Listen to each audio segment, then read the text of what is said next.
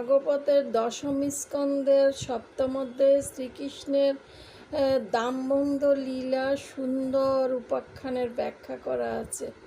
ভগবান শ্রীকৃষ্ণ গোপাল রূপে যখন মা যশোদার গৃহে লালিত পালিত হচ্ছিলেন, তখন একদিন মা যশোদা বসে বসে গোপালের জন্য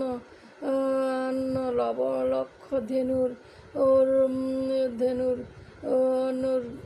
দুগ্ধ দিয়ে মাখন তৈরি করছিলেন এবং দধি তৈরি করছিলেন। এদিকে মা যশোদা চুলার মধ্যে, তখন তো লার্কির চুলাই ছিল, লার্কির চুলার মধ্যে দুধ বসিয়েছেন। দুধ আস্তে আস্তে উতলাচ্ছিল, আর এদিকে মা যশোদা দধি ভাণ্ড দিয়ে দধি তৈরি করছেন, দধি মন্থন করছেন। আর গোপাল ছিল ঘুমিয়ে। গোপালের হঠাৎ করে ঘুম ভেঙে যায় এবং সে ওইখান থেকে উঠে তারপরে আস্তে আস্তে পায়ের ঘুটুনি দিয়ে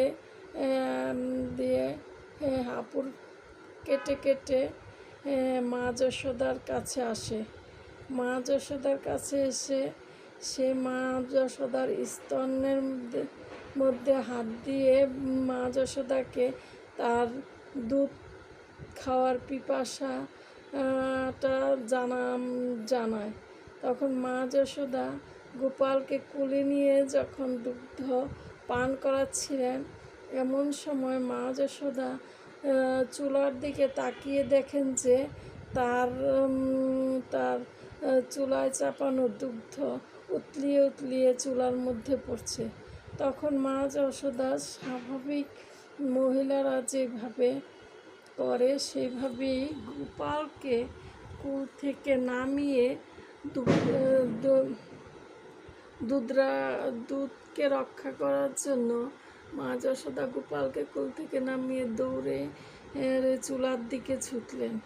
সেখানে গিয়ে চুলার আঁচ কমিয়ে দুধ নামালেন। এদিকে গোপালের অনেক রাগ হলো মা যশোদার উপর। সে ছিল পিপাসার্ত দুধের জন্য। এমন অবস্থায় তাকে পরিপূর্ণ দুধ পান করতে না দিয়ে তাকে নামিয়ে দেওয়াতে সে ভীষণ রাগ করে। রেগে সে কী করলো, তার সামনে যে দধি ভাণ্ডগুলো ছিল